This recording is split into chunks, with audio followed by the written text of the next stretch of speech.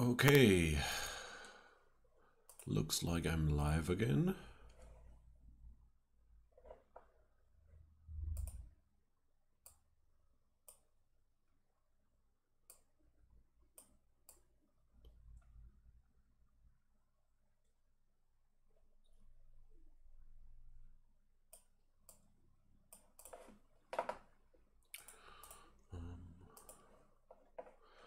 Let's check the audio volume for my monitor really quick. Another thing I tried was to reconnect the YouTube stream chat with a restream, and in that attempt I had to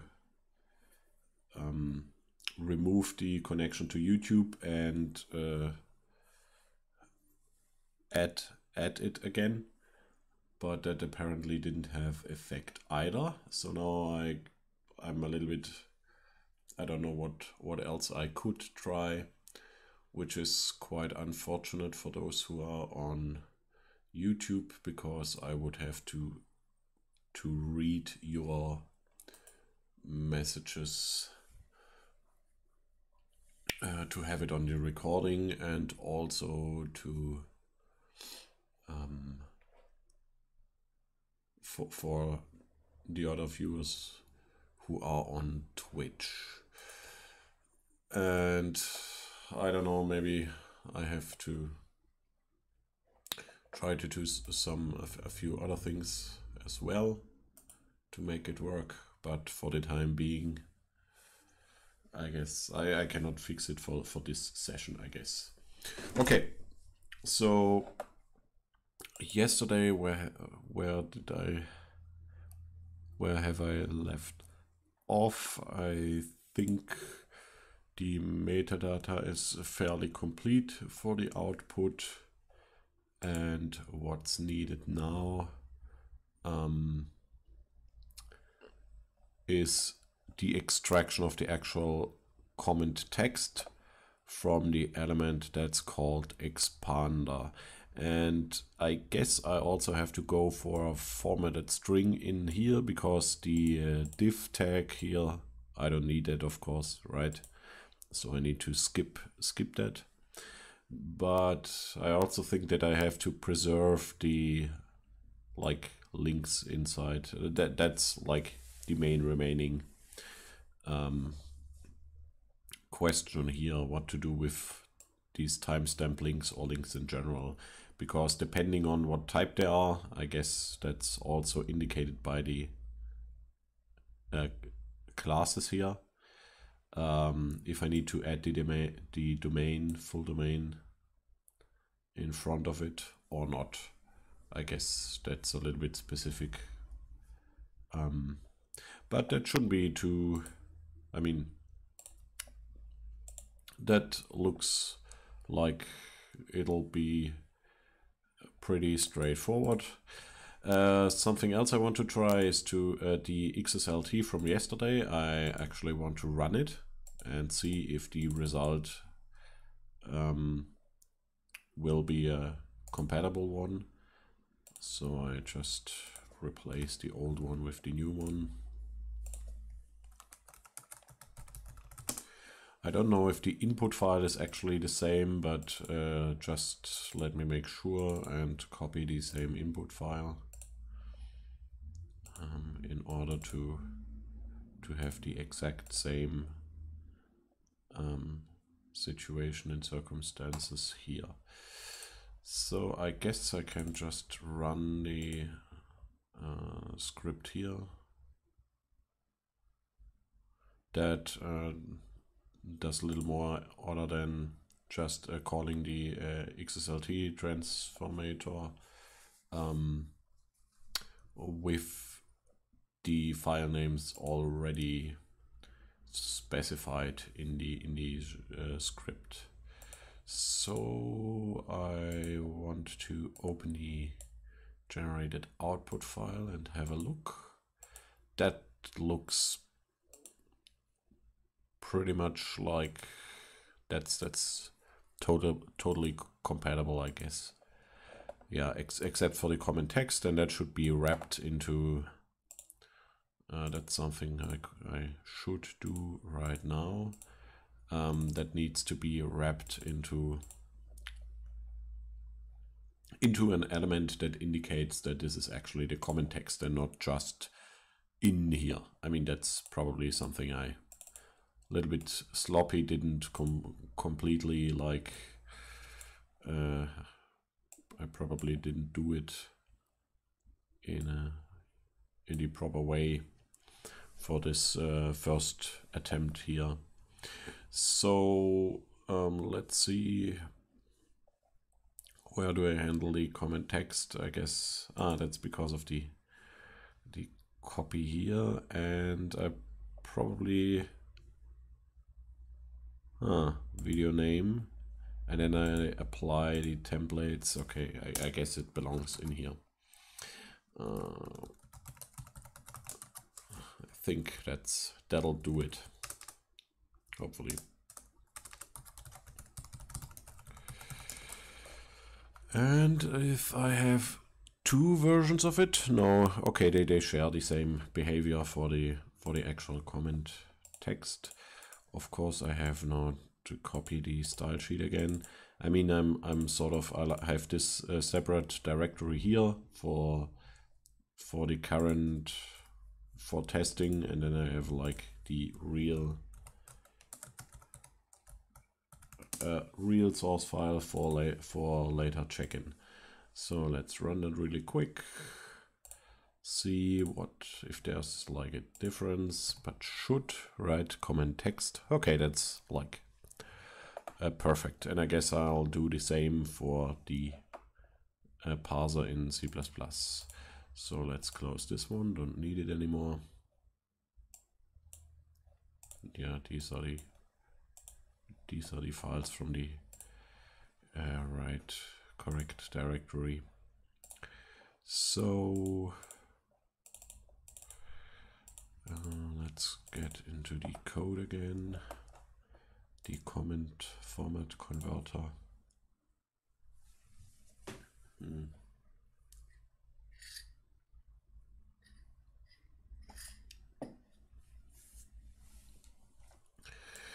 Okay. So I guess that's after the handling of the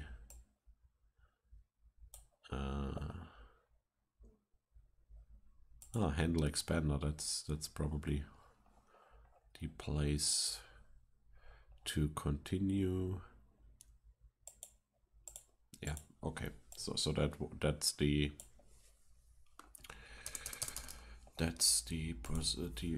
place to continue. So I guess I'm going for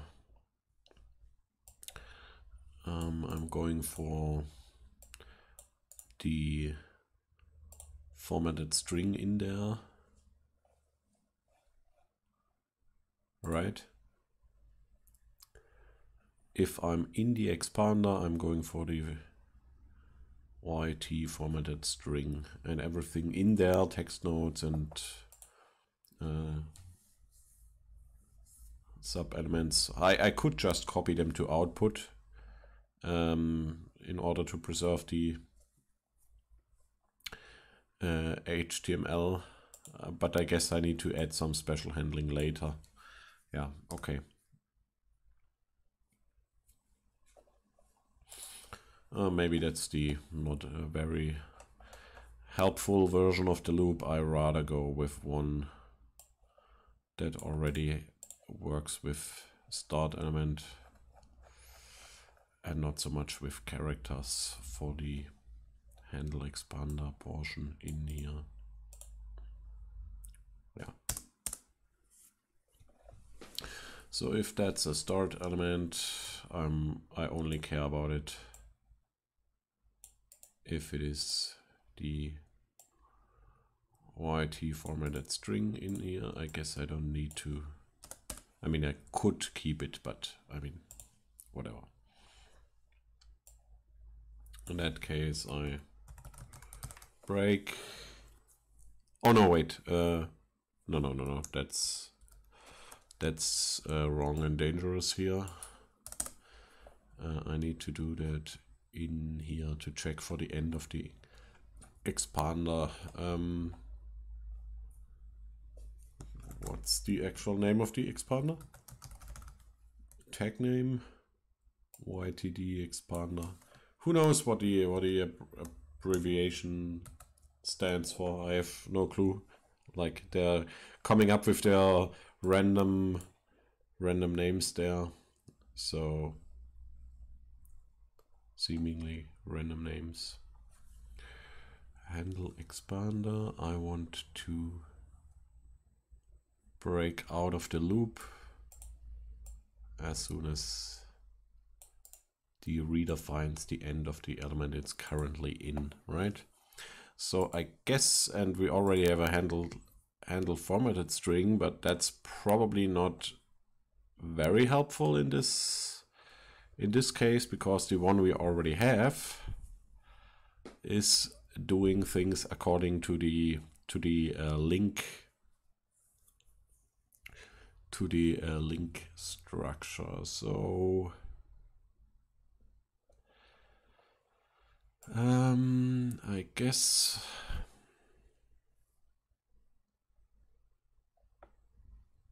what I need to do instead, so either just copy everything to output inside of the formatted string, or write another handler, right? That's probably the thing to do. And I can, of course, like switch with the method names to logical names that don't reflect the names of the input elements, right? I could just go and do handle comment text. That's a logical name, of course. And then I need to declare that in the header. Let's see.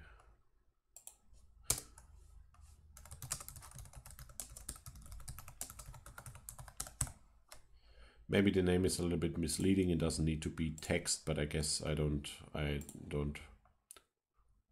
end up with a conflicting with another method with a conflicting name that just handles text. Probably only other helper methods or something like that. Okay, another handle expander.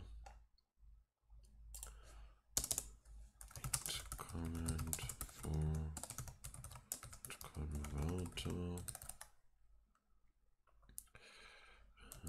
Handle comment text. Okay, and in here, at first I want to output some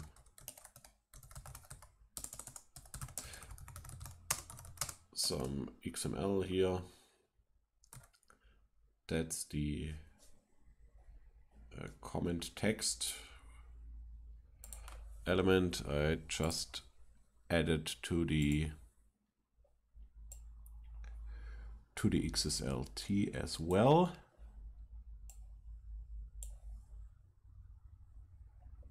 Comment text.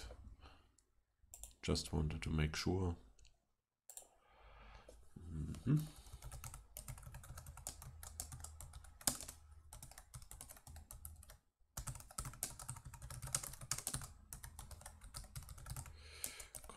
Text, of course. So that's basically what is supposed to be going on in here.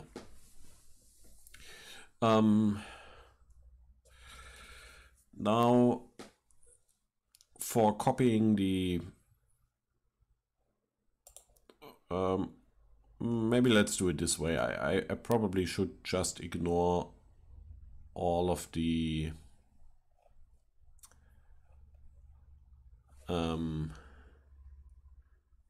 tags for a first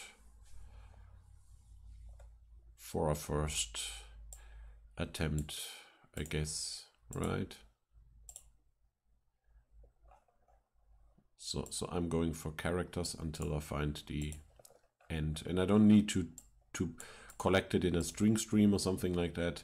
It's already fine if I just output it directly to the output stream.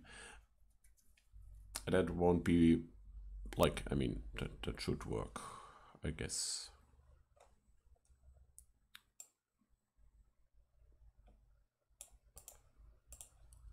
Need to break if I find the end of the current tag. So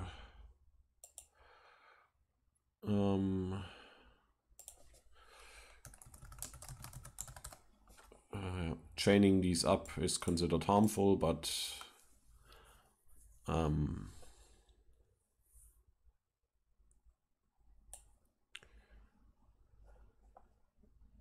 output XML escape, right?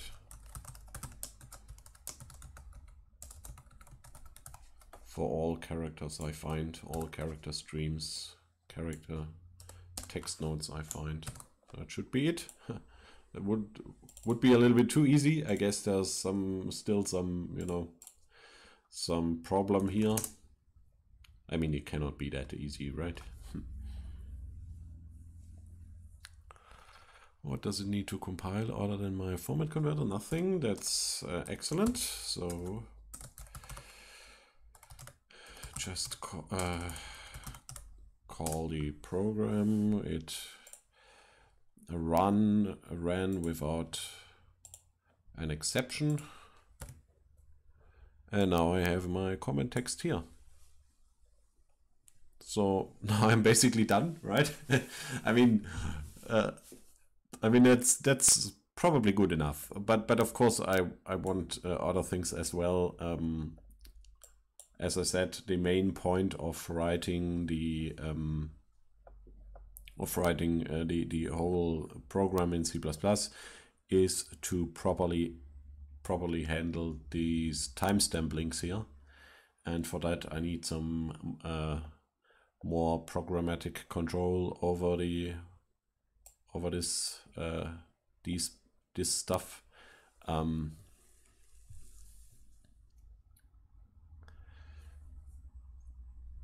And actually read the text nodes and check them what they are in order to figure out what sort of links they are.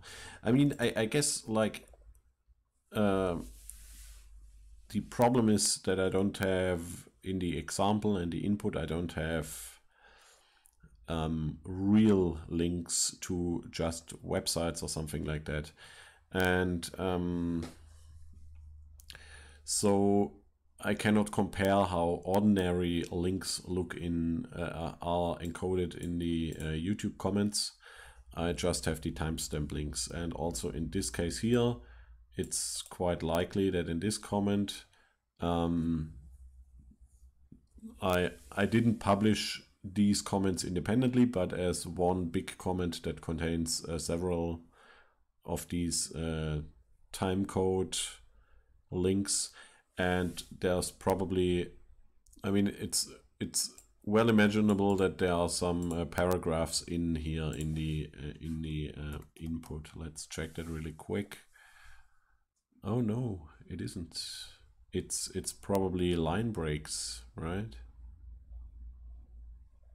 Looks like maybe there are line breaks in, and the browser usually doesn't display them here. Like, I mean, browsers, they consume like white space down to a single space. So let's check that in the actual output file in the editor, just to have a look. Yeah, okay, I guess that's right here, because all the other stuff that's like written with no I write the output without indentation, but for this particular comment here where I did that, there are of course line breaks that are in the character text node that are preserved in the output. So that's like, okay, that's pretty fine, because other code can, I don't need to preserve paragraph tags or something, because that's something that could be that could come from the plain text, raw text interpretation of what's in the comment text element, right? That's good enough. Okay, so I guess for handle comment text, I think I have to check for another start element.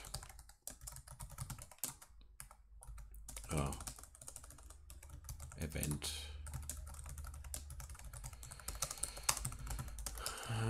And to properly handle the timestamp links in here. Wait a second. Okay. Start element. Yeah, like just copy it all the time. If that's an A.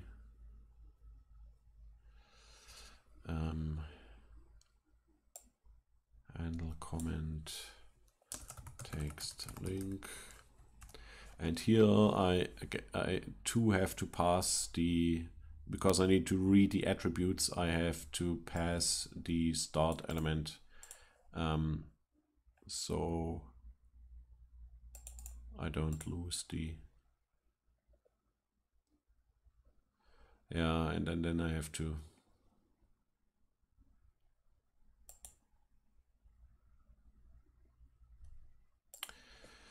if it's a start element, then I can just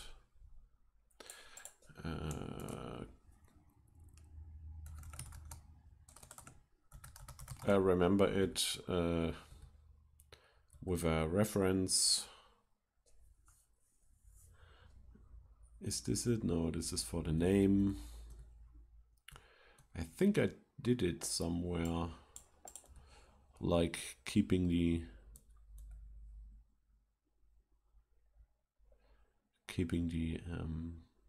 event object basically. Ah, yeah, okay, no, I didn't do that here, but okay, maybe I should, because if I enter into like a branch like this and it is start element, and I need to in one case check the name of it, and in the other case pass a reference onto a method, then I should probably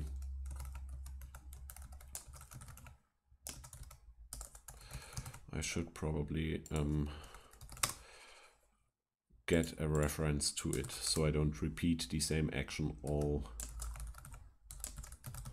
I don't repeat the call to the as start element method more than I need to, right? And maybe there's an issue with the constness of it, but I guess the compiler will be helpful and support me in complaining about it if that's not permitted. And I want to do the same for the handle text link.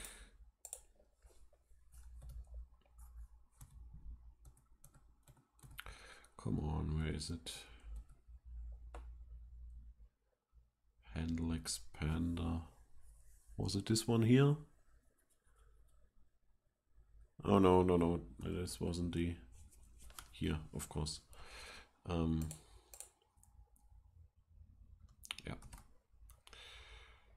And if the compiler complains, I now have to fix it in two places, because I just copied it out of laziness.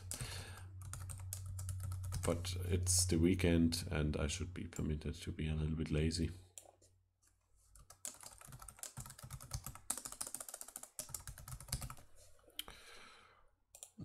Okay, so I guess I'm now going to write the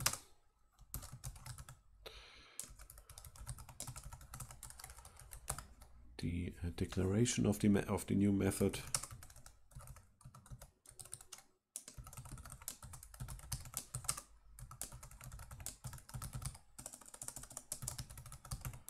this.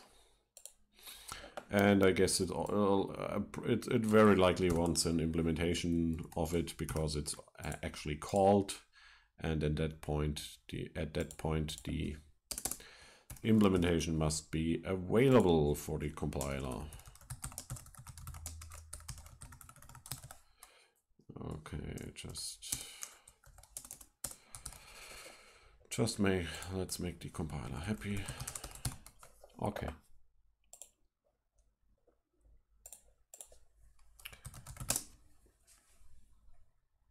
Okay, as expected.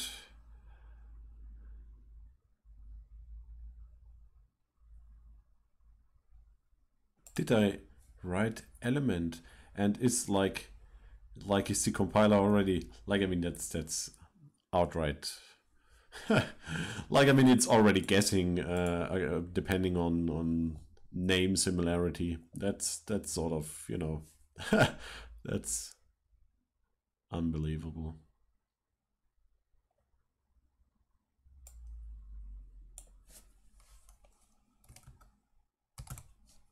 Wait a second, is that? I think these names don't exist. Oh no, it's really element, right? Start element, end element. Because at that point the StAX parser doesn't look at the more primitive event level, but interprets it for what the events are in a higher semantic level.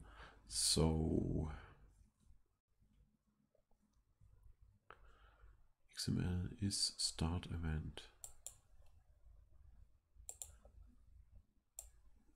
That's something I wrote myself, right? Like in the end element, it also needs to be start element. That's pretty obvious. Okay, then we have something else here. Unused parameter. That's always my favorite complaint. Okay, like, I mean,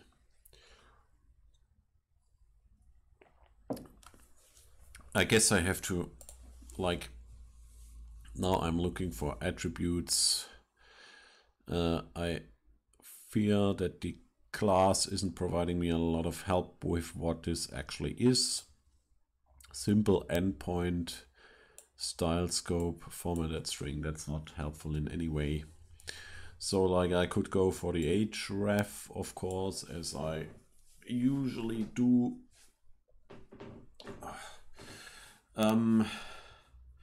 But depending on, okay, but maybe like, I mean, like I could try to just preserve all of the links in a comment text, and I always need the href in order to output a proper XHTML valid link element. So I guess I always need the href attribute there. If I remember correctly, one thing YouTube started doing, which is a new thing, I guess. I mean, I think I didn't see that earlier, is the problem that they started to do their own link redirection, and that's like a really bad move in my mind. I mean, maybe they want to check for phishing links and stuff like that. Maybe they also want to track what links are on their website and which ones get actually clicked by users. That's something I like. That should be none of their business in my mind, right? But of course they do that because that's sort of what they do.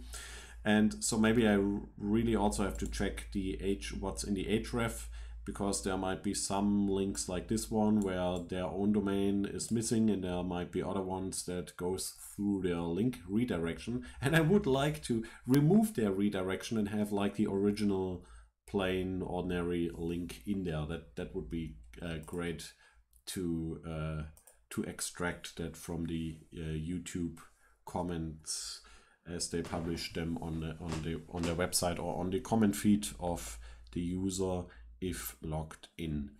But in this case, I use these timestamps here, and like if you input them as text into your YouTube comments, then like the website will automatically create a link for it that is a reference to the timestamp in the video, so you can jump to specific sections in the video. And that's something I want to extract and preserve in my output, because I already have I got rid of all of the HTML junk here and made a more semantic version for me to work with, so I can independently publish it, I can do transformations with it and stuff like that. That's what I'm currently working on. And for these timestamp links, I do that in as a parser in C++, and like I'm almost done already. And now I just decided that I'm going to always look into the always read the attribute, the href attribute of the link, because I will always need that in order to convert it and preserve it for the output.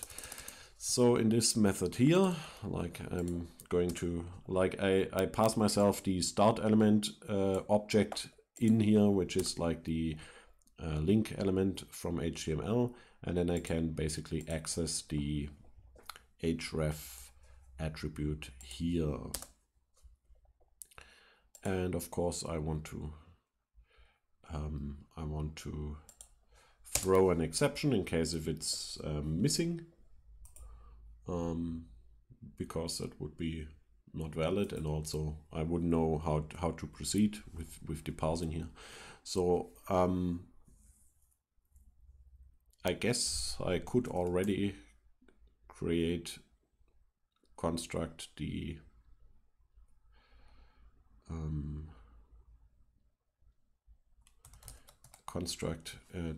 the links, at least the links in themselves. Output stream href like this, and now of course let's close that again.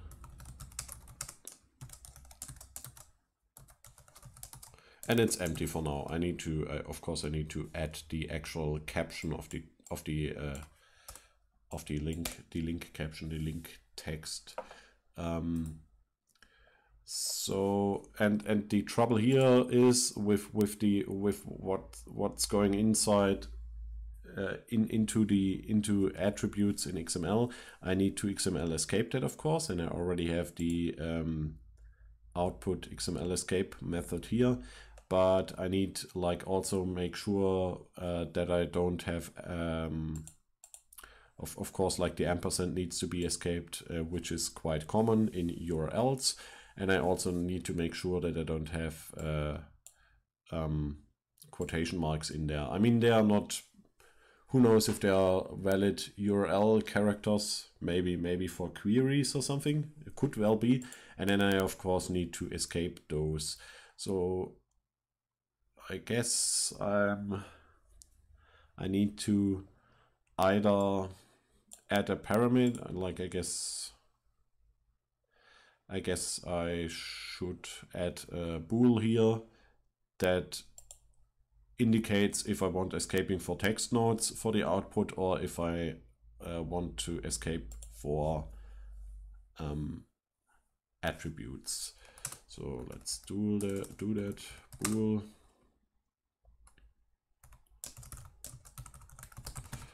Maybe like this, and then at that point I shouldn't probably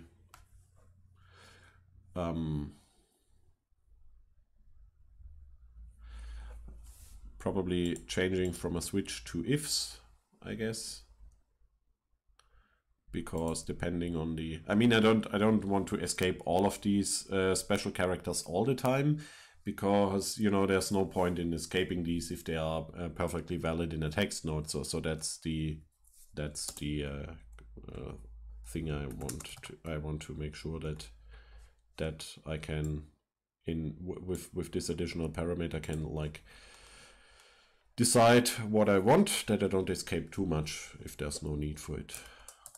For attribute. Well, let's like maybe let's go with the character first, right? That's maybe a better idea.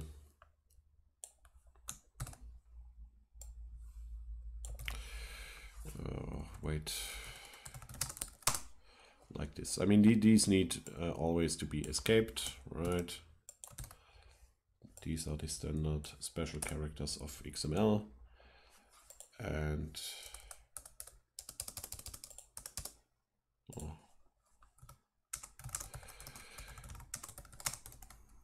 I want to escape that all the time, wherever it is found in the input. And then for the other two, like apostrophe and quotation marks, I'm going to add the additional if that checks for attribute.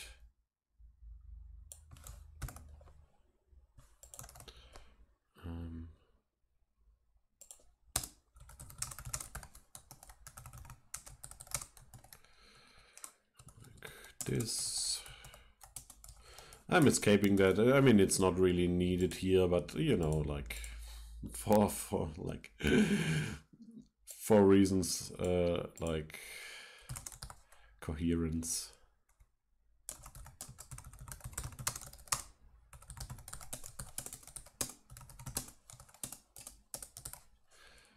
Okay. Just stream it into the output. And if not, I can just pass it into the stream.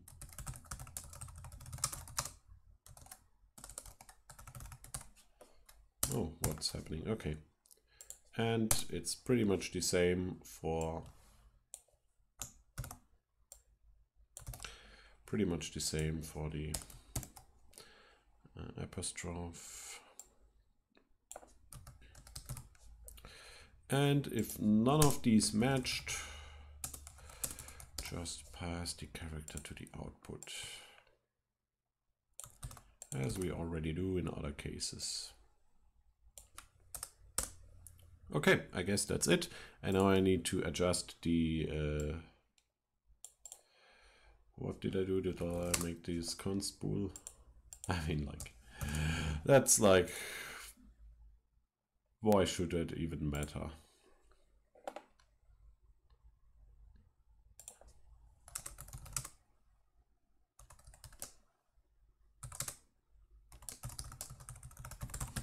Okay. And now I have to adjust the calls, or maybe it doesn't even work because references are for named variables, and okay. I mean, like, that's what I mean. I mean, why bother with this type of things? They can only like stupid, crazy nonsense optimization, because it will only cause more trouble than it solves, and I don't. Let's just avoid it.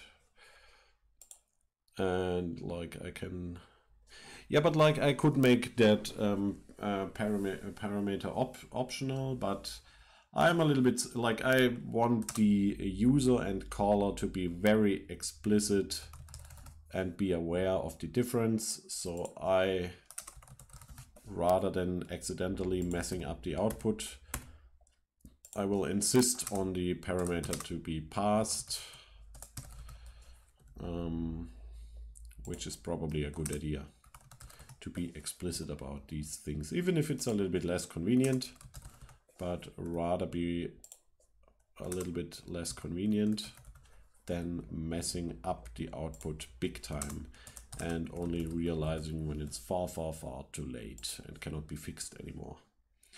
What's this? Handle comment text, right? That's okay. I guess that's everything. And now for our attribute, here I can easily say, I hope I can, output, what was it? Like I forgot. Output XML escape. How do I access the actual href value? Was it get value or something like that?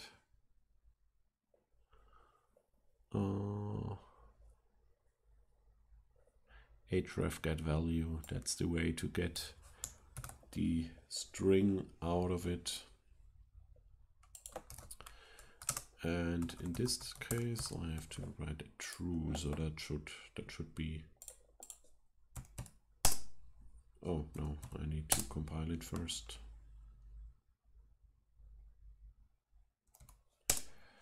And generate the output file from the input. And I already have a nice, beautiful link portion here. Okay.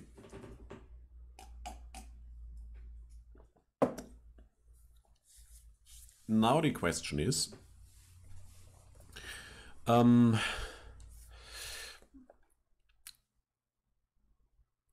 with these timestamp links, I guess I want to check for the text node in order to find out if I need to add, or should I check for the /watch in the href? That's the other option, but who knows if they change their IDs, but probably they can't at this point, right? Because that would mess up the entire world of online video, I guess. So, and like the trouble with these timestamps is, I mean, maybe that's not a trouble, but like there could be hours as well. So I need to check for 1 or 2 columns in the text node of the link. But I guess that's what they are going for in order to determine what sort of link they want to add there. And so I should too, because that's probably the more reliable one. And that means, okay, I think I need to hold that a little bit for later until I analyzed the text node of it. Like wait for outputting the actual tag and deciding what to do with the href. That's something to wait for until I actually have analyzed the text node of it. And for that reason, I guess we are going for the string stream again,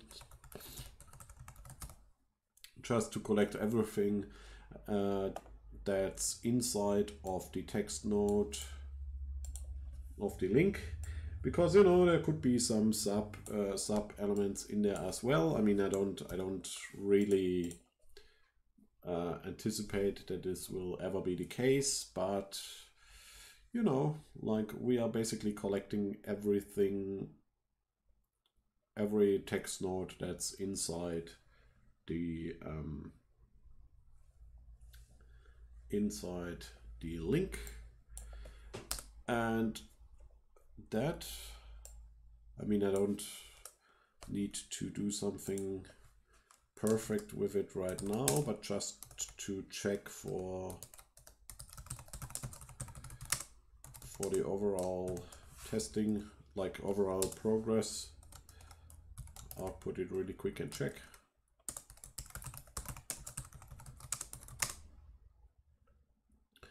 And that would be string will str, as I learned again yesterday, not get.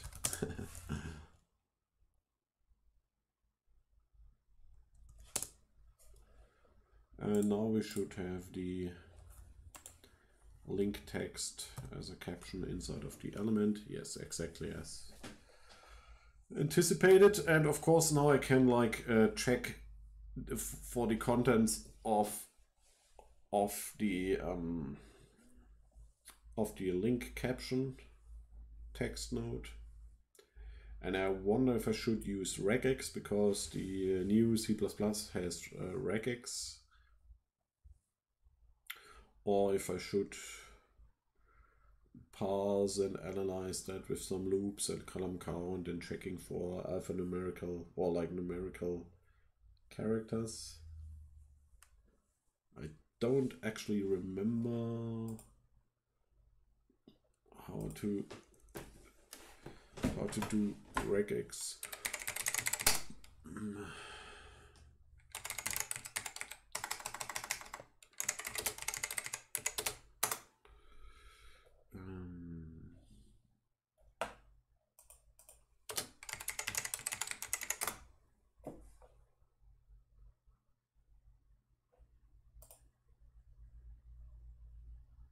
What's this? Who knows if like, okay.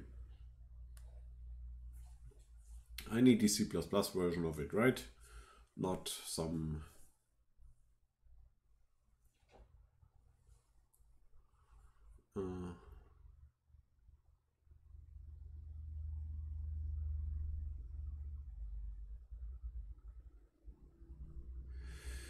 yeah, I mean, I have to admit that I don't like regex too much because of the, you know, the farthest I got was with a set, which is quite nice because in my mind it has some structure and isn't a bunch of symbols.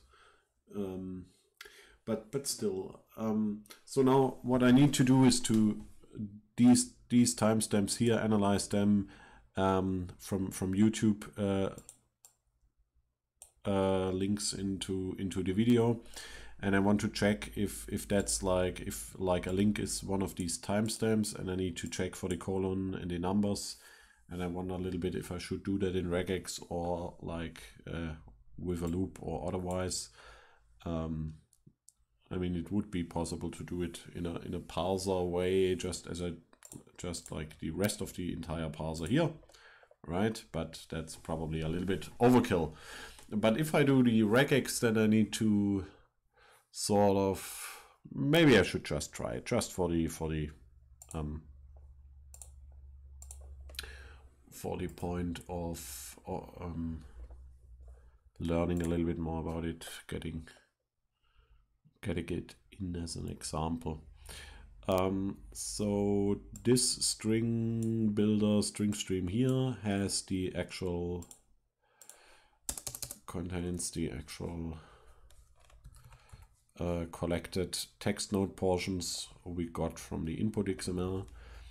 And I wonder if I can get a reference to this str, what was the str method call is returning, or should I do a copy? Maybe I should do a local copy just for reasons of manipulation and to not need the string stream object anymore. Like, I mean, it could even get rid of it on the stack. So let's do it like this. Caption, it's fine to be an empty string, and I put that into like a local scope here, because at the end of it the string stream will be will get deleted and removed. And so I just copy the content of the string stream into my str caption object here, and at this point I only have the str caption left, and the string builder is gone because the local scope was left. So that's sort of like a little bit, I mean, I don't like copies. This makes a copy, obviously, right? But still, I guess it's sort of like nice to have like the local copy here and not need to work with the string builder, because the string builder is optimized to add stuff at the end of it. And you know, like I don't want to always call it to provide access to its internal buffer or the string it constructed itself, because that's something, you know, more for writing and not so much for reading access. That's like the design of these string streams, or like a string builder. I mean, it's not really a string builder, I guess, but that's how I use the string stream and indicate that by this name. So let's see, how do I do the regex in C++? I guess I have to include that, right? Because I guess it has its own header.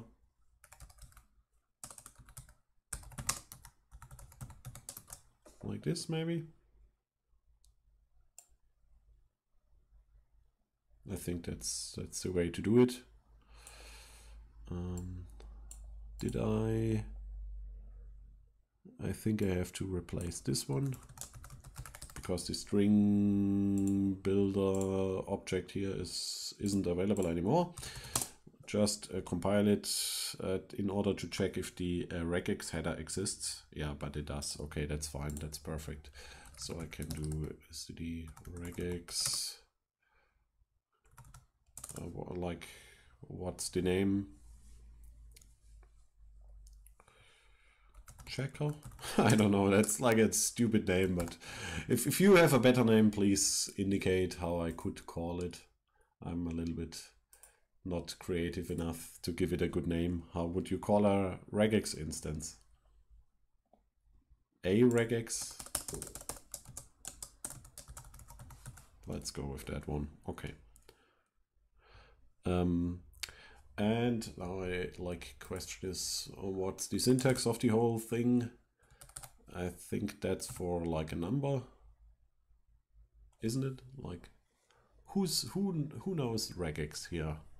I mean, I just have to Google and copy it. I never use regex. I find it a little bit difficult, exactly for this reason, because I can never remember all the symbols and the meaning of the, you know, like, and like all of the regex implementations, they have their different syntax, and they're like attempts to standardize these. And you know, in Perl it's different than in PHP, it's different in C++, and like all of that. That's like sort of, I find that pretty confusing. So in case, but of course I get the like, I understand why a lot of people like it, because if you once figured it out, right, and it's really quick to come up with this snippets and patterns and recipes to check something really quick. But I sort of never invested too much into, oh man, like, why does it have to be this difficult? Can't I get just a simple example? Yeah, at the moment, like, I don't know, do you want to see like my Googling here? I'm doing that on the other screen at the moment. W.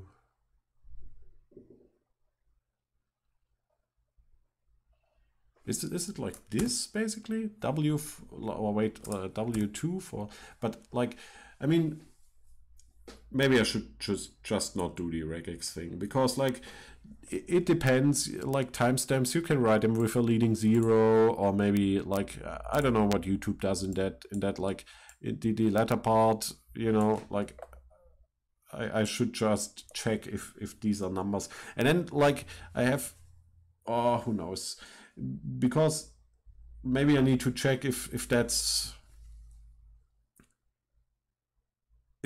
like, if seconds are more than 60, like 59, because that makes that probably makes a lot of difference for YouTube's parsing of these timestamps, right? Because if there's like, if the last number behind the column is more than 60, maybe they never create a link like this. But then I don't have it in the input, and then I never get into the code that actually tries to tries to interpret these links. So maybe I could just assume if I find columns and numbers in there and nothing else, then I can probably be sure that it is one of these timestamp links. And it's probably not too important to have a clear strategy on it, because I can sort of imagine that it probably will always, for most practical cases, more or less, will be more or less okay, I guess. So should I do a... But maybe I should at least try with the regex, I guess.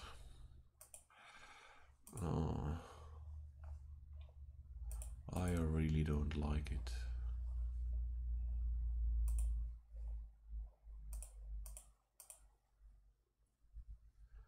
It's pretty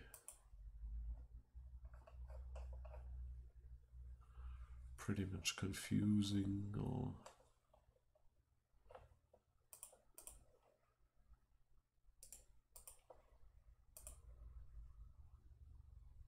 there's no simple cheat sheet, I guess. And of course the C++ version supports several different syntax styles, like the ECMAScript version.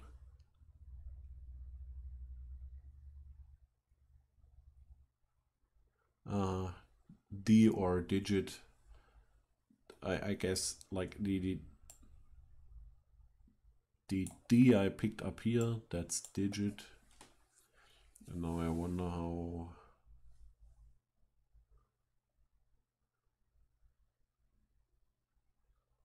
I can express how many I want of these.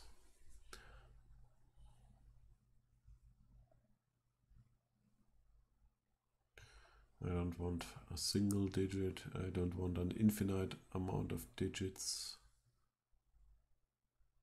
I guess that's like, oh my.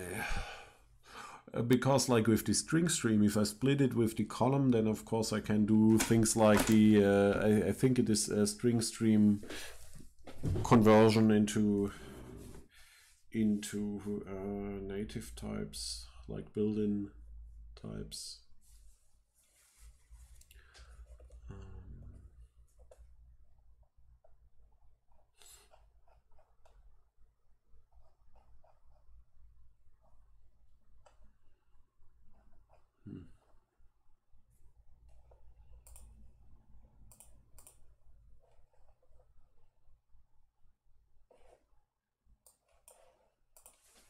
That's a little bit,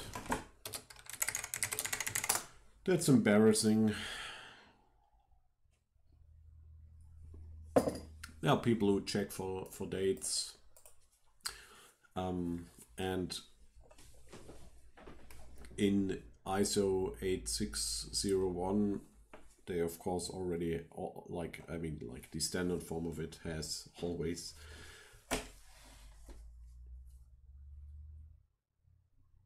oh wait, yeah, sure. Okay, let's like this, 2 digits in front and a colon and 2 digits right after that. That would be the regex pattern.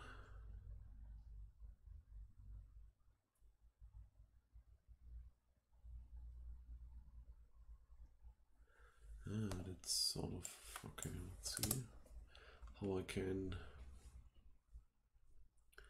apply that, execute that. Where's the example?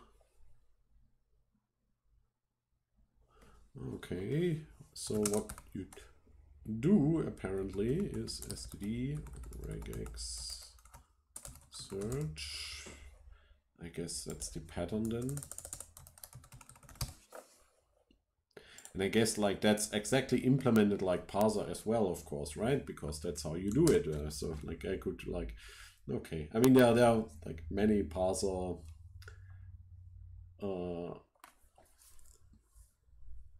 parsing approaches and strategies.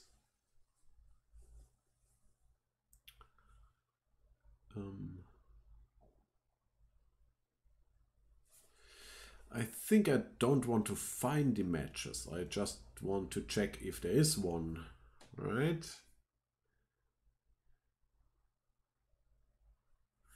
But okay. The first argument is the input, I guess. The second one is probably the pattern. And the third would be the exact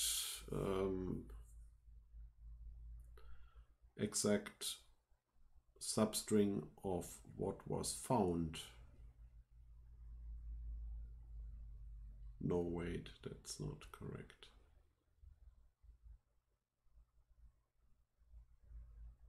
Oh, okay.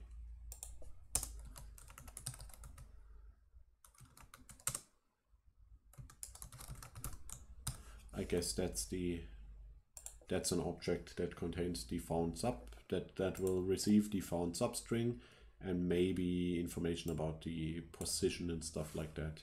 So I think it works like this.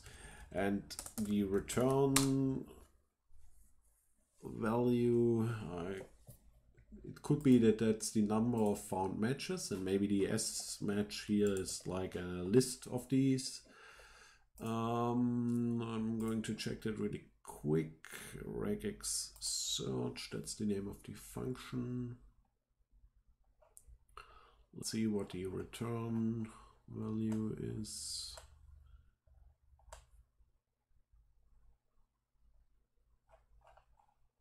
Return value true. Ah, it's like, okay. If that's actually true, then I'm going to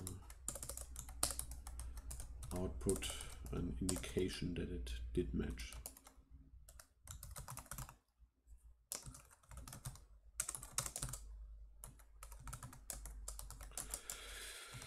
Maybe like this, and also, yeah, okay, I mean, that's fine. That probably won't compile, will it?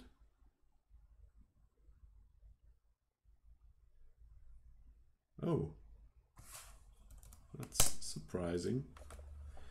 Let's see if we have any matches in according to this pattern. True, okay.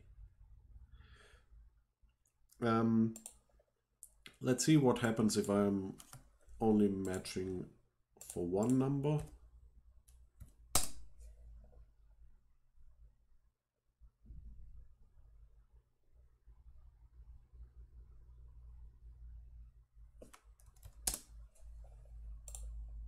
Now it's not true anymore, is it?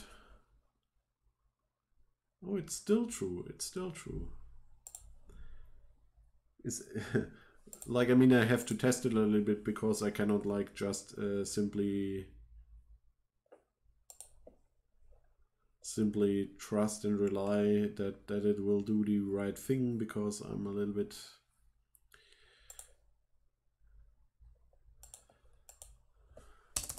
maybe I do it a little bit differently as the caption.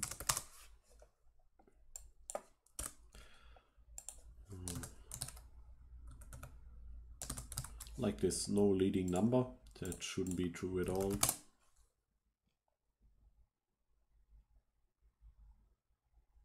Come on, come on. Come on, machine. What can take you that long to compile this little piece of code? Yeah, now it's not. Okay. So if we have 3 numbers, I guess that's like Huh. I mean, as I say, I want two did. Oh no, I changed it. Why did I change it? If I only have one and I expect two, is that messing up everything? Maybe it is. It likely is. It could well be.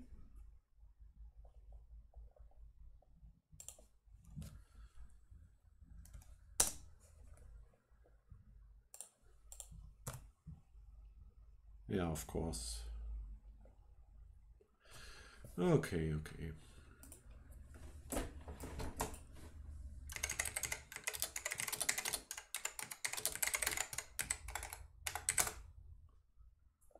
I cannot type.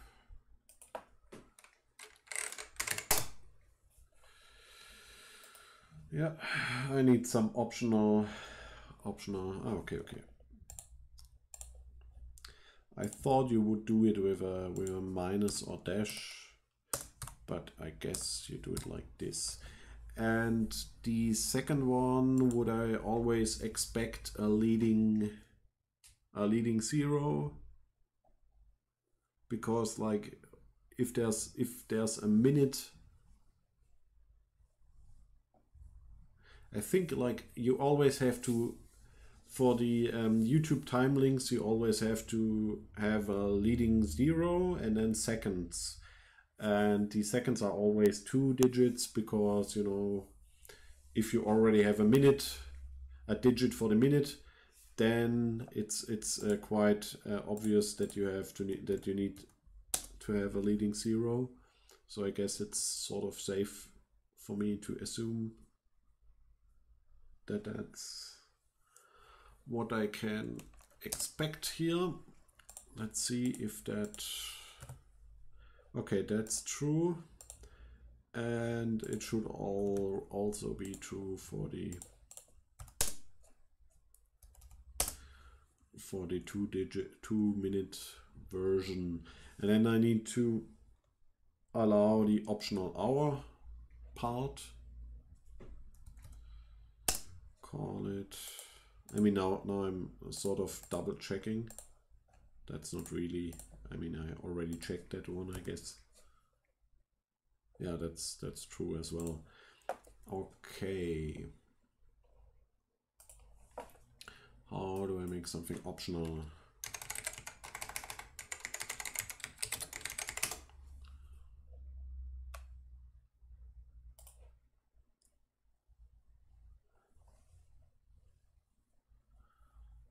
Is that with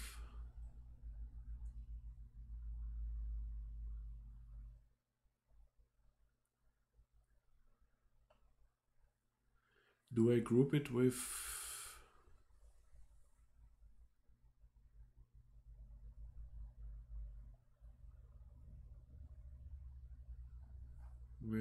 brackets, braces?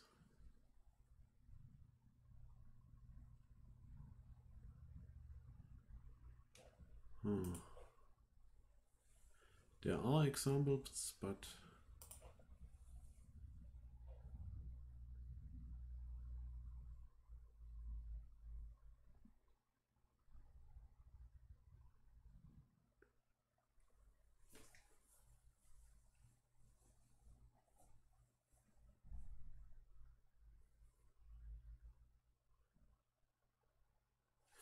I mean, like, let's just try it.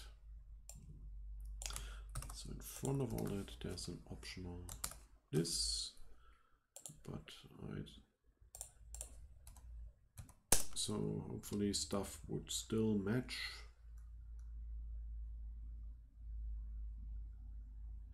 That's sort of my problem with regex. You can like never know except you actually learned them.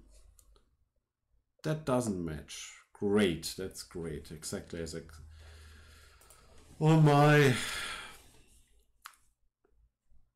And sometimes even the whole idea of doing it is sort of like confused on my part, because there are some things that don't fit into the regex.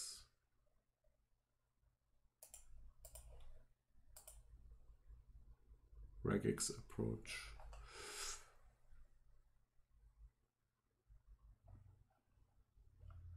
come on.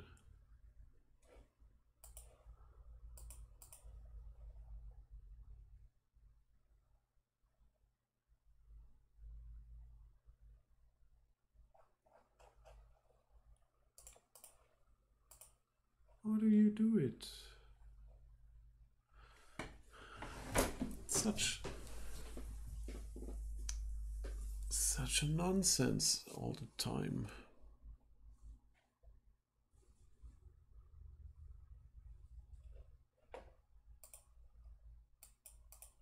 Like, I mean, there are plenty of ways probably to make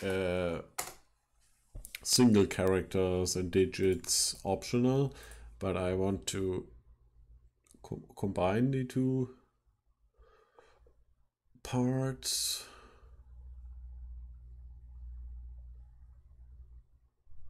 Come on, not like...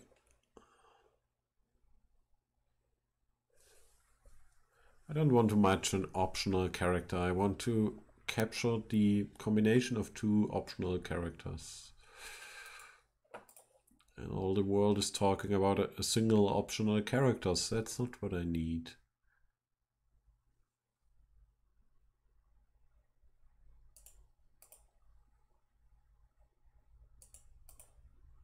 It's unbelievable. Every time.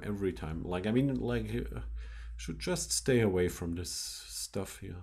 I'm not programming in hieroglyphs.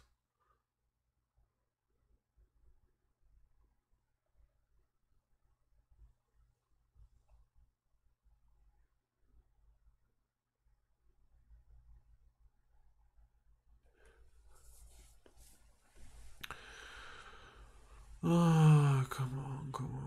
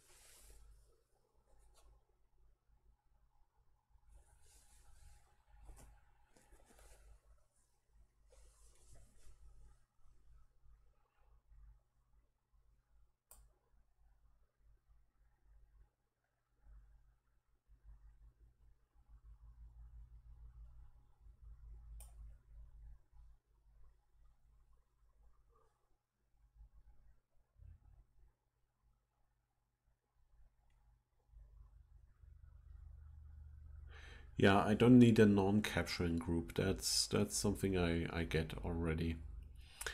And maybe what's missing could be a question mark, because I think if I have like at the end of whatever I have, if I have like a single character, or like I can like put a quotation mark to say I think I only need it once, or an asterisk that says I allow to match it several times. I think maybe for the group I have to say I allow it to match several times. And it could also be that, like in this particular case, I have to, maybe I have also to escape the colon, because that has some special meaning inside of such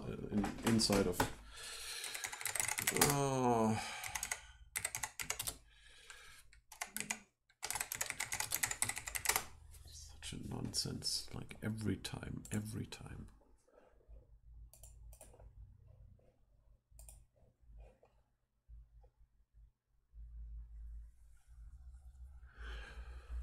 Okay, like in most cases, colon doesn't have a special meaning. That's fine with me in this case.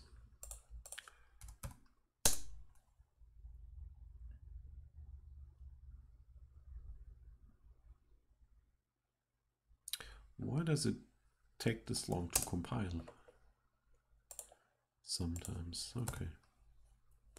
Okay, it matches again. And this should match as well. Oh, don't forget to compile. Sometimes I have a small script called run or execute or something like that compiles it and runs it.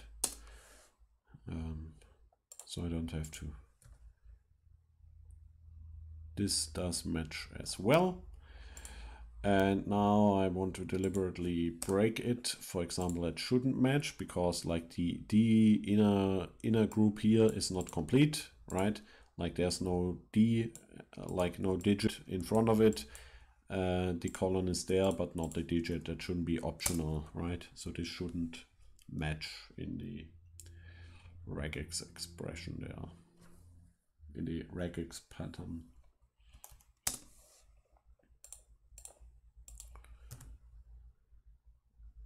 But it still matches. Why do I need all this crap, right? I mean, it's like, it's such a stupid nonsense. I just, come on. After all the work, right? It's like takes hours to figure such a simple, stupid thing out there.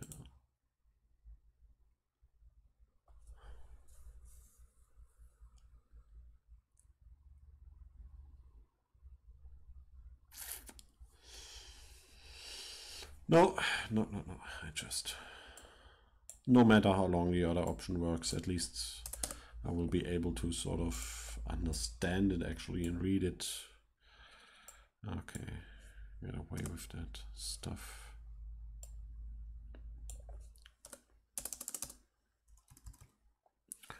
Okay, I think for looping over characters I used iterators in other cases.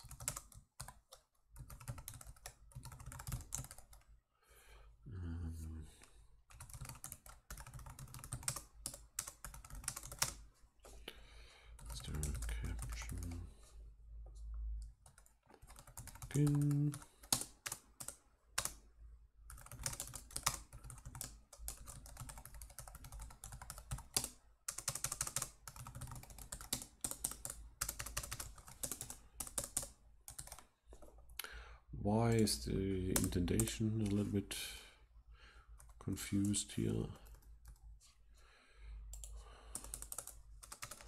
Leave me alone, please.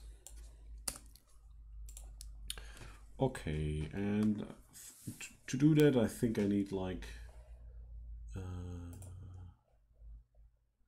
think it's C type or C character.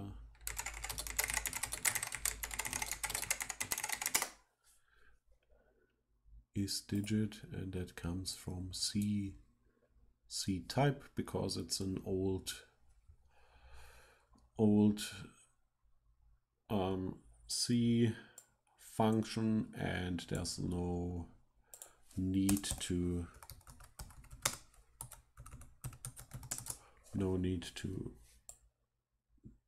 add a C++ equivalent to it for no need. So what I can do here,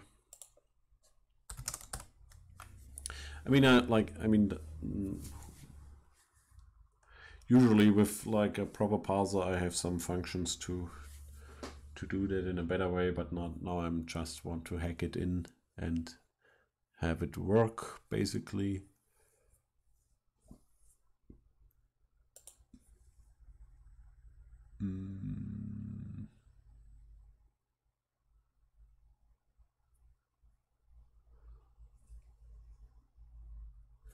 Is digit returns a value different from 0 if it is a digit.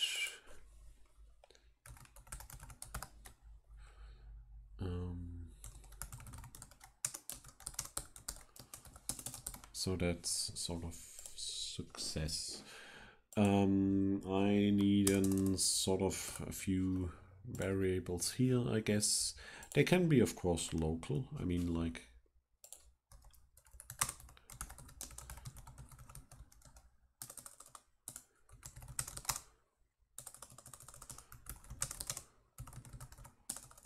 false, and have the other variables local in a local scope here, and then at the end make a decision, decide on basis of what was found, and then react accordingly. If it is a timecode, then some different things need to happen in comparison to otherwise.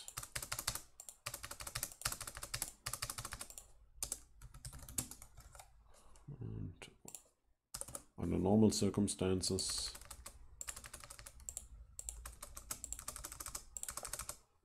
I want to output something as well. In this case,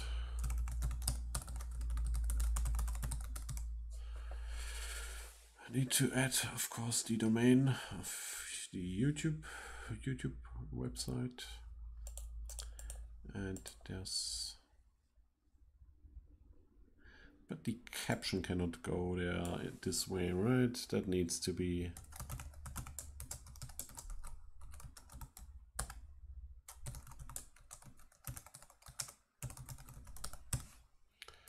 yeah, I mean, that's something to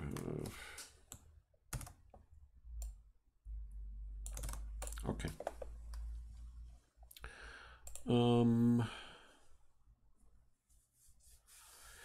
I guess the only difference for now is to add the URL in front of it, because I expect that if it is not a timecode a link, that it will be an absolute complete URL. That's the idea.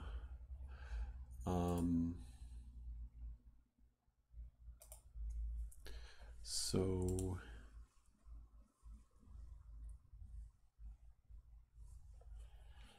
like in here,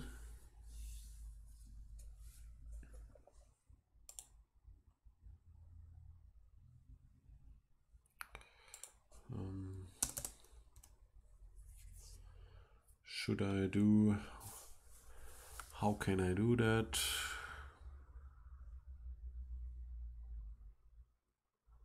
Probably should do a vector or something like that to collect stuff, collect digits and stuff. Like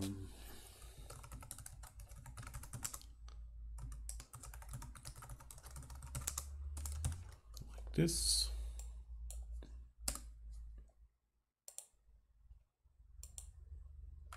And I also want a n column count like this.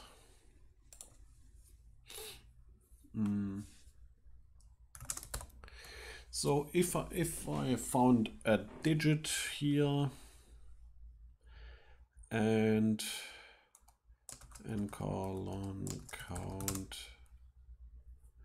is smaller or equal to timecode parts size, then I obviously need to add the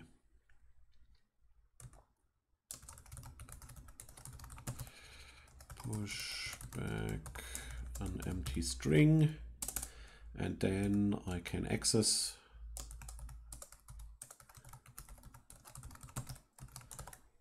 and column count and add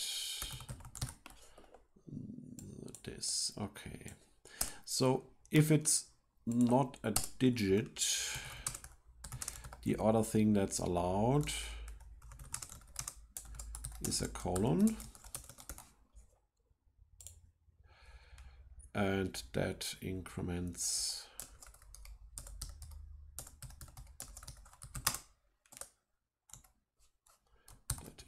the column count. I need to be a little bit careful with my pronunciation, because column count is also a very common thing, but in this case it's the colon count. So like I guess that gathers me all of this stuff except for if it's neither a digit nor a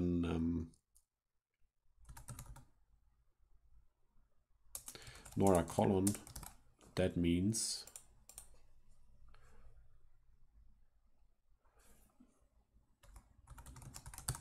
it's not one of the timestamps at all. And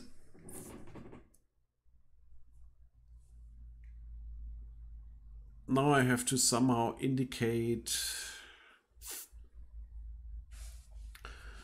that I don't need to check all of this stuff, because I found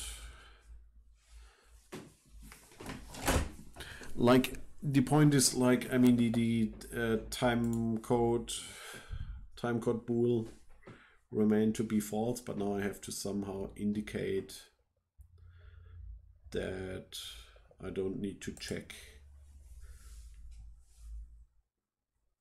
I don't need to check. Maybe I can do it with the iterator, because if the iterator is at the end, and I didn't break. I mean, there's also the option to just clear the timecode parts vector, because if that's probably sort of hack to do it.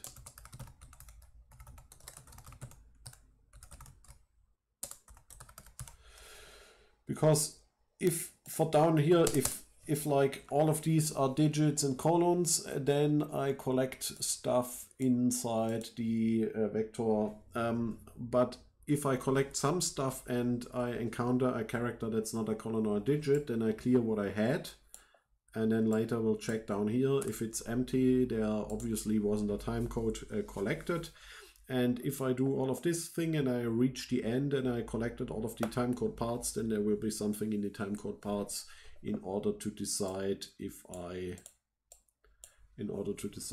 can set the bool to true. So if the size needs to be 2 or 3,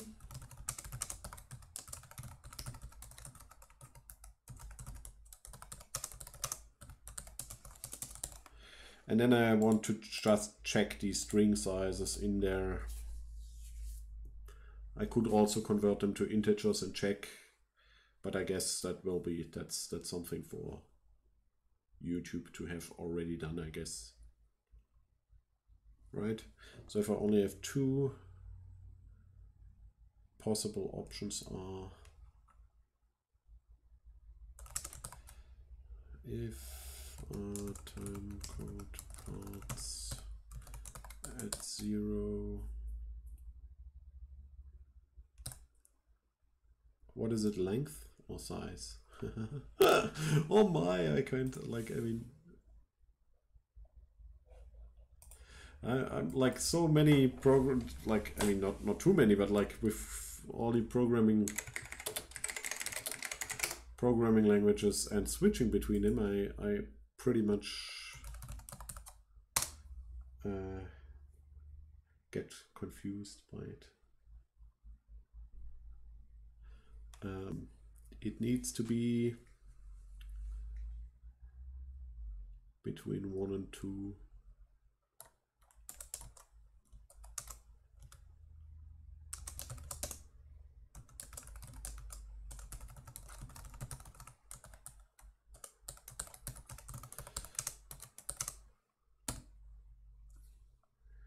It's larger or equal to 1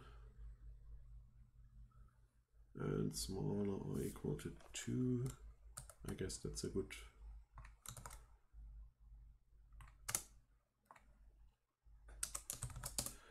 And then check the second minutes. That's the same for minutes. 1.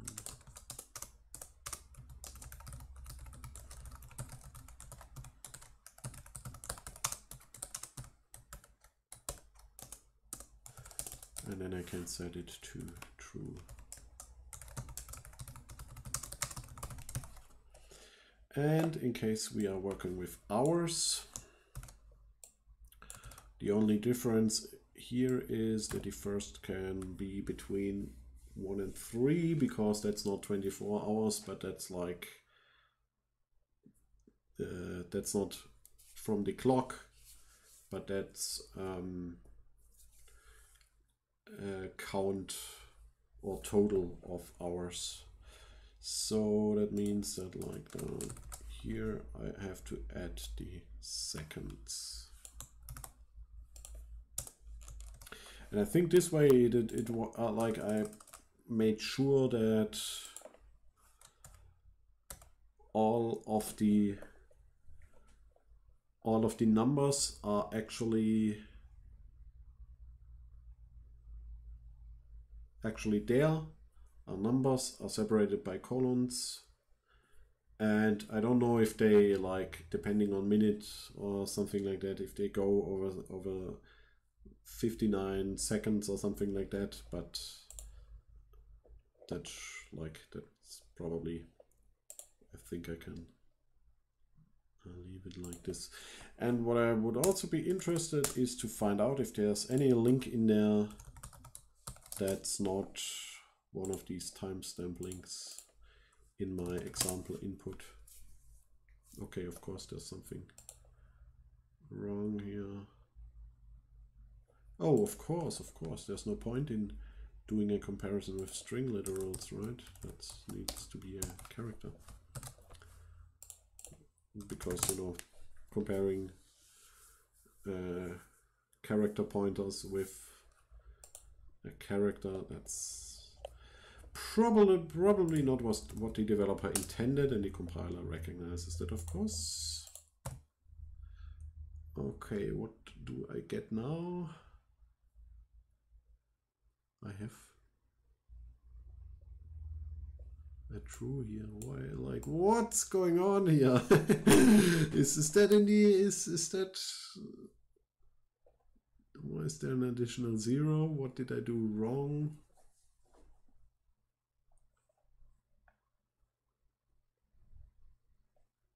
And it's always true for some reason, because probably my checks are not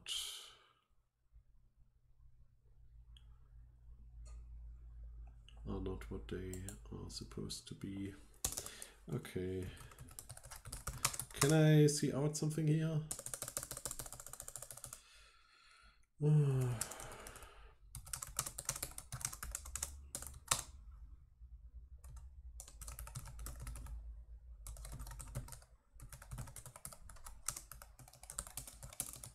Maybe I don't have standard cout.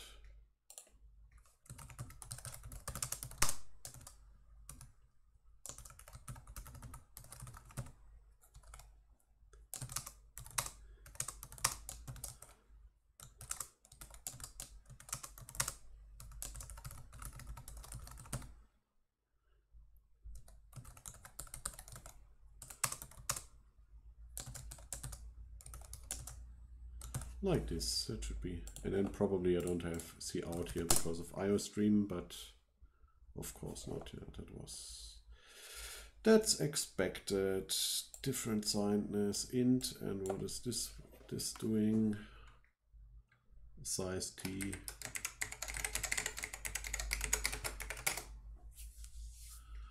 Okay, let's have a look.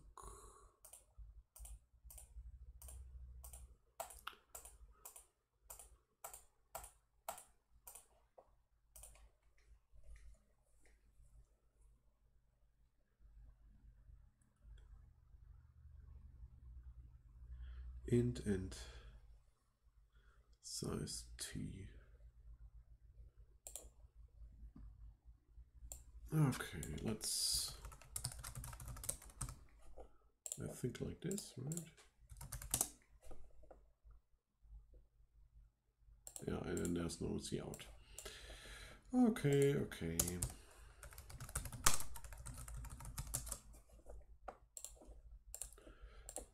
Not to forget to delete this.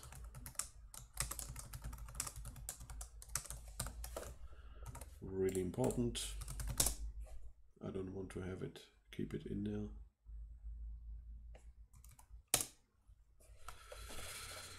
Okay, there are of course some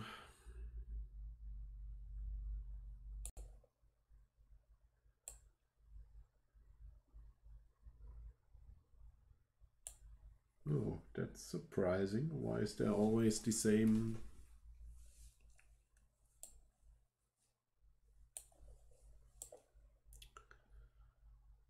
Oh my.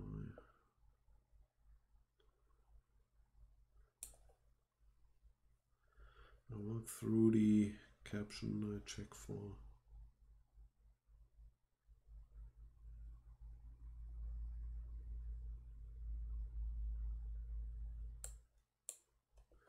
column count. That should start to trigger the addition of a new string here. Why is that not happening? Something is wrong in my sort of logic.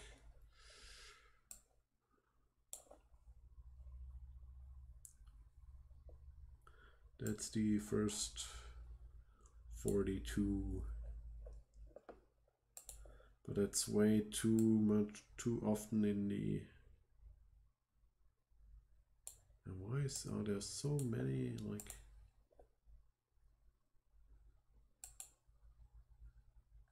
Yeah, I mean, I cannot that's adding it too often, right? I don't need to add it if they are already equal. But I don't think that that's all of it. I mean, there's probably. Oh, out of range.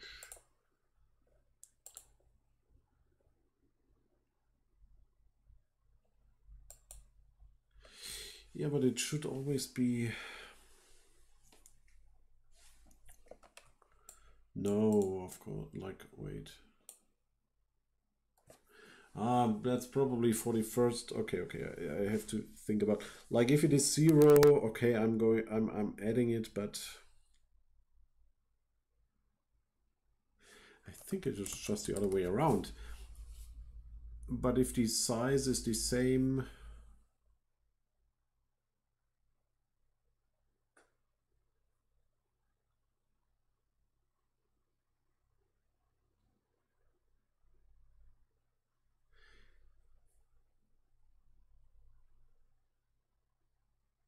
wait. If it is smaller, or if it is smaller, but at the first time they are equal, right? It's like 0 at the beginning. And that's probably where the problem comes from.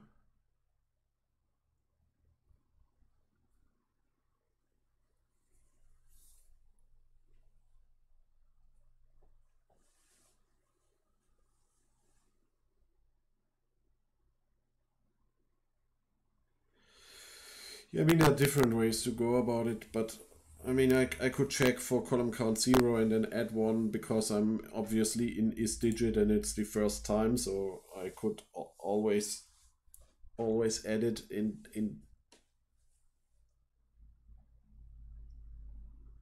that case. That's probably what I'm going to do.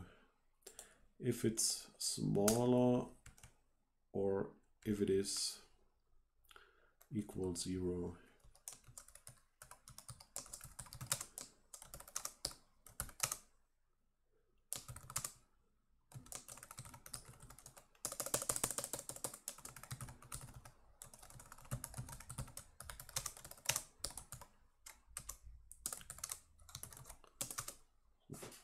Like this, I guess, right? So if column count is still 0 and we also have no elements in the vector yet, but we are in is digits, then obviously we need to create the first one, right? But then column count will remain 0 and the size won't be 0 again. So then the second, of course, it will immediately add, like, have the same result basically. Oh my, come on.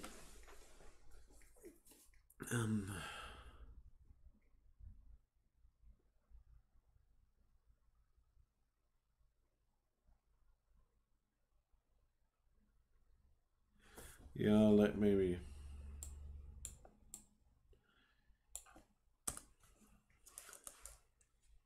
So if the size is zero, I didn't insert it before, but it is a digit, then of course I can add it immediately.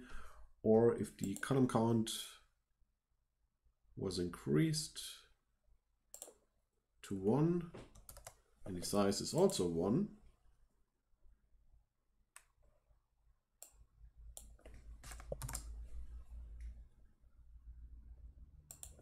I think like this maybe, right? Because no, it has to. So I'm sort of like a little bit mixing two things that are from a different, follow a different convention in counting, because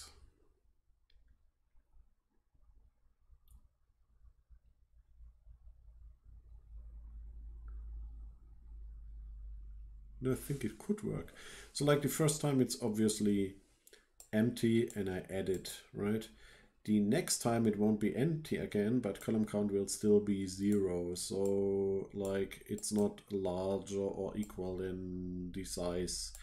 If then I continue and continue and eventually I found a colon, I increase it to 1, which makes it equal to the size I currently have, which means I need a second timecode part in here. So if I continue, the column count will still be 1, it will, timecode parts will be 2, I won't add another one until I encounter a colon, which increases the column count to 2, and then they are equal again. And so I add another one. So like I'm 1 off. So that's sort of like the counting and 1 based and 0 based indexing things. That probably does it for me now. That looks already incorrect. Or maybe that's hours or minutes or something leading. Let's see. 42, 42, that's not correct, right? It cannot be 42 2 times. It needs to be, what does it need to be? It's supposed to be 33, yeah. Okay, too bad, too bad. And that's also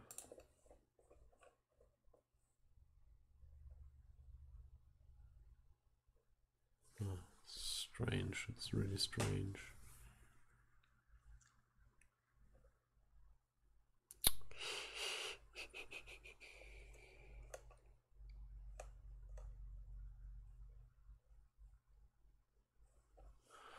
Let's see what's going on here.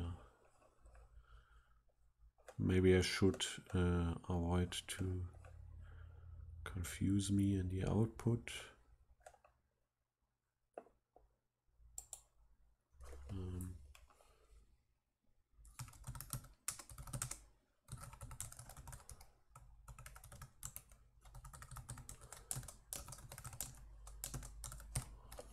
Just have it about to only get the first time code. Yeah, and it's 2 times 42. Oh, maybe I'm like, I think that was like, yeah, I fooled myself here with the I, and so probably it's all pretty great, working as expected. Probably could well be. Just fooling myself. That's what I do. Confusing myself. Okay. Ah, that looks more like it. I mean, who knows if it's actually, yeah, that looks like it. Let's check the second time. Yeah, 42:30.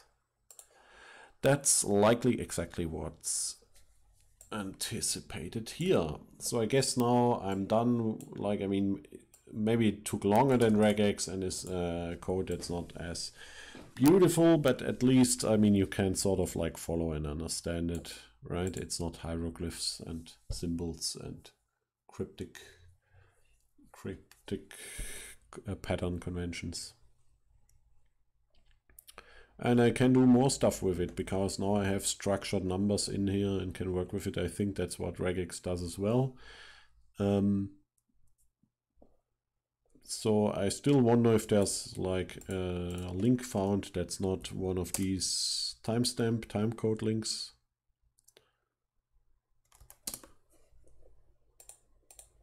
Let's have a look. Would be great if I have one in the input example. And there's still the question, where's the 0 coming from?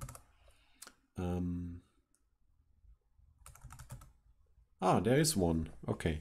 Yeah, see, and that's like the really ugly part of it, because they do this redirect part. And there's a 0 at the end of everything, I guess. At every caption and every comment. No, wait, so I assume I accidentally added that to the output XML escape, right? Where is it?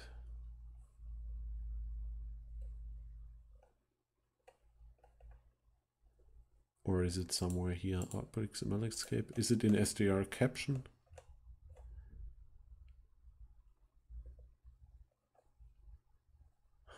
I mean, that's like a little bit hard to figure out, like detective work. So it's not in everything, right? These ones are outputted with output XML escape as well. It's only in the comment text, I guess, not in the... It's in the href. No, that's also like, it fools me. That's like in the caption of the links there. And that must be in here somewhere. I'm writing a 0 to the...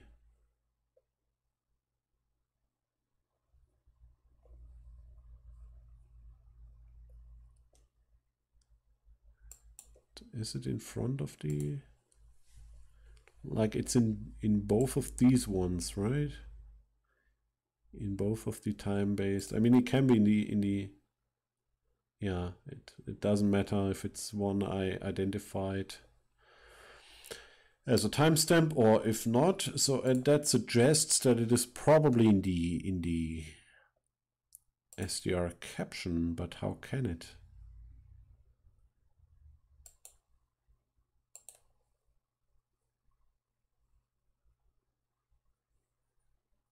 I'm not adding something to the STR caption.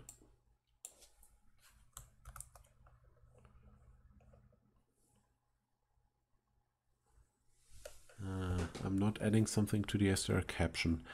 The string builder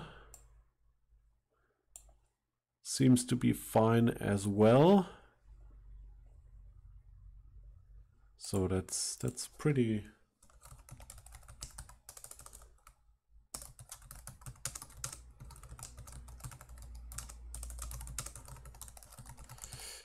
Like, hopefully I didn't remove the IO stream. Oh, come on, come on.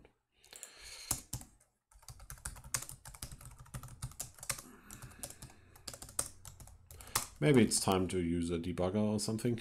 Try to...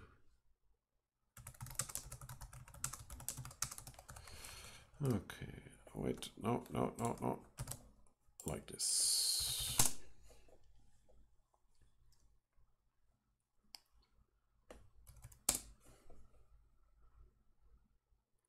No, it's not in the caption yet.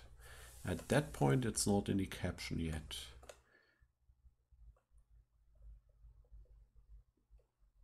Is it after the timecode analysis? But that doesn't add something to the caption, does it?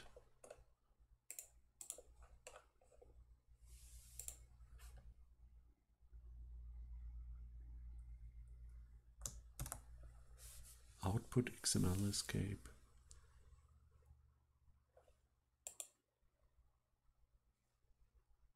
That's amazing. Some sort of detective work.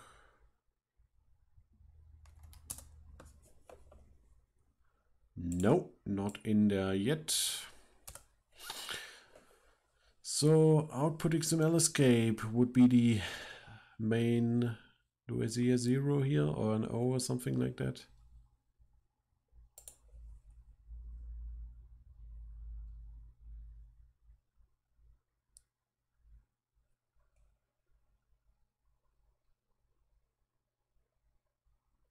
Like, it's so strange, so strange. No apparent source for it.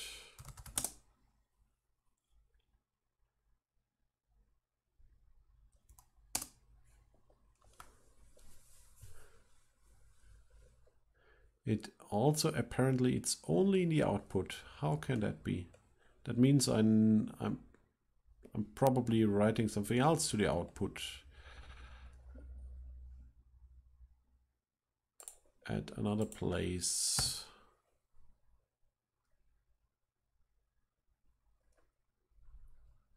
I think I likely have, maybe it's at the end of, who knows, who knows.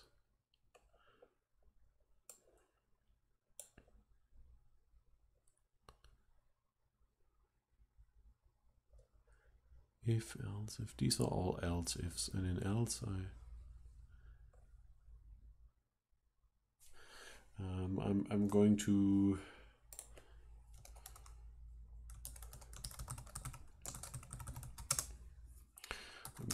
add at the end of the output stream write operations, I'm adding semicolon in order to find out if that happens after the call.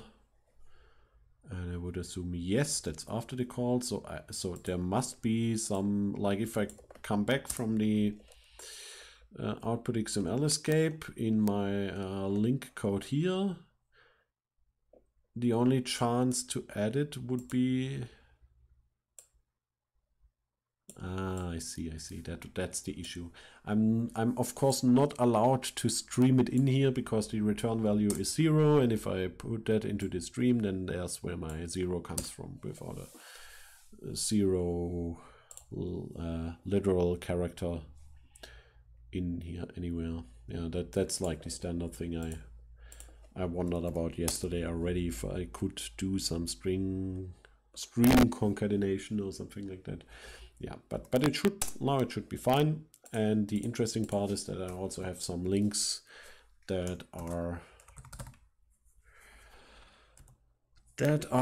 affected by the stupid redirect there. And in my output, I of course don't want to have links that give Google and YouTube a chance to register the redirect click if somebody clicks on it, if it's on my site or somewhere else.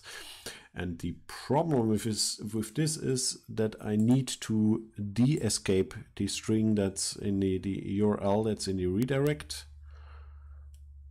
And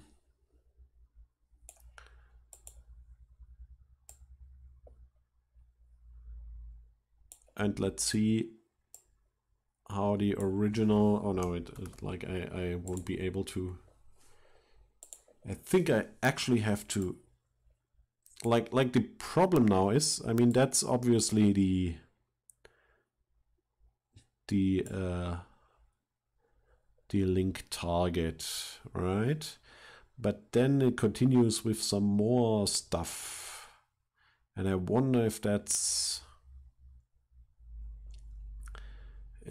something.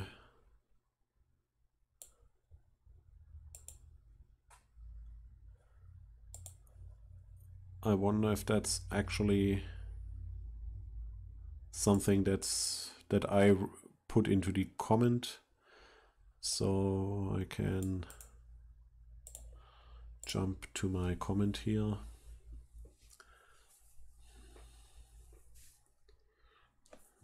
Well, this is really such a delight to.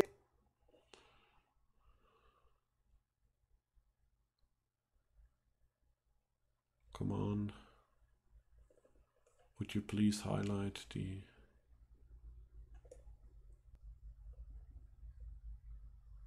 Where is my comment? Why isn't it? Ah, it's one of these.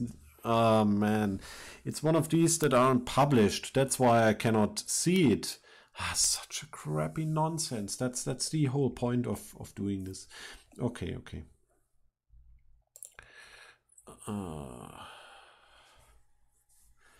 YouTube, Google, that's such a crap.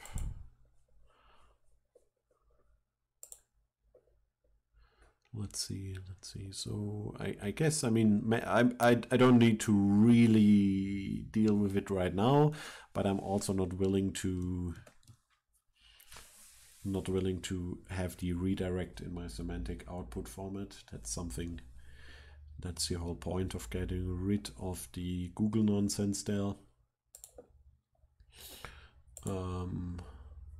So what can I do? Like, I mean, I could like, let's see where it wants to go. That's maybe an option. I mean, I cannot find it in the source because Google decided to never publish that one. But if I follow the redirect, it probably needs to preserve preserve the entire full link. And great, that's totally useless crap and chunk.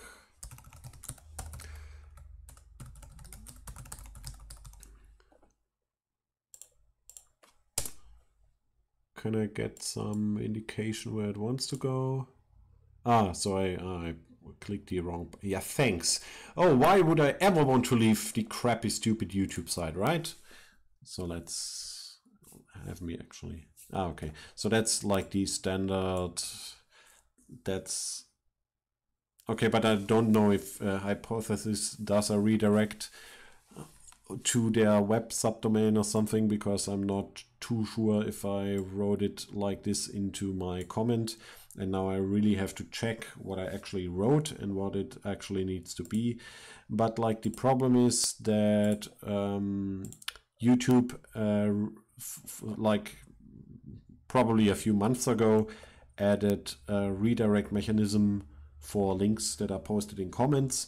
And I need to really get rid of that, because Google shouldn't know if somebody clicks these links if I publish my comments independently. And it looks like this. I wrote a comment here with some text. That's like the normal, wait a second, that's the normal like timestamp link to a position in the video.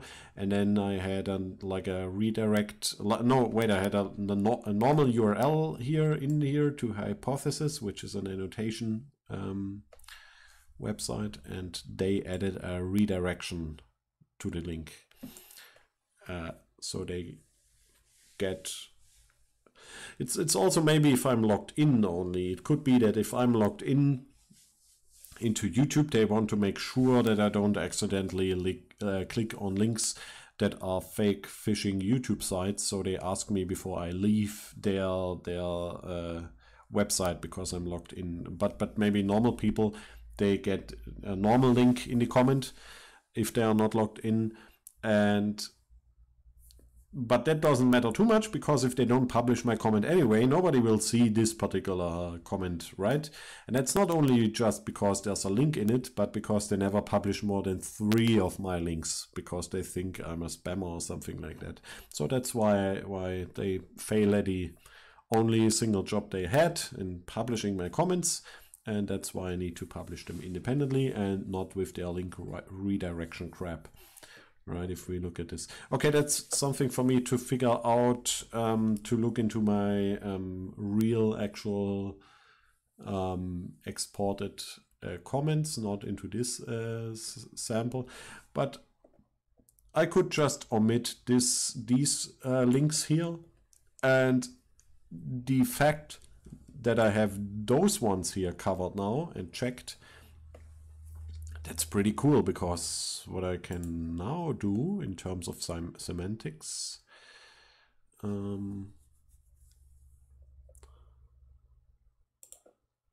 I mean, I don't need to use A and href, right, for my semantic whatever, but that's probably to keep the similarity with XHTML and also IANA registered names. But what I want to do here is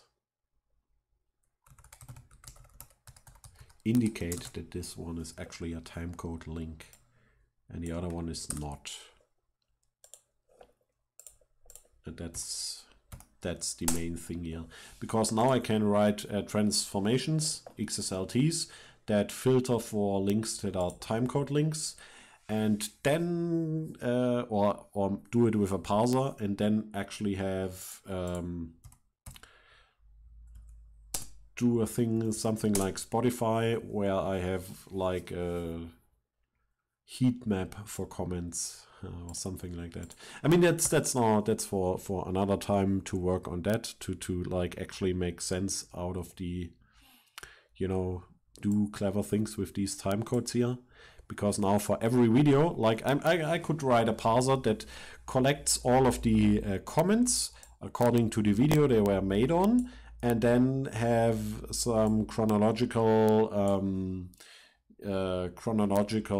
time scale, and have the comments visualized where they fit in, and ways to jump to them, right? And that's something that's like interesting to me. Yeah, that's something I want to work on, to collect all of the comments and publish them independently that were made under a video. Okay, I think that's it for this session. There's some more work to be done with this particular, but like I'm almost there for getting to a file, semantic file that I can publish independently for all of my comments and provide them in a really useful way, and use it as a basis and a source for further processing and applications that work with this data. Okay, so maybe I'm streaming in a little bit later, just after checking the redirect issue here. Maybe another day, but I guess that's basically it for now. Goodbye.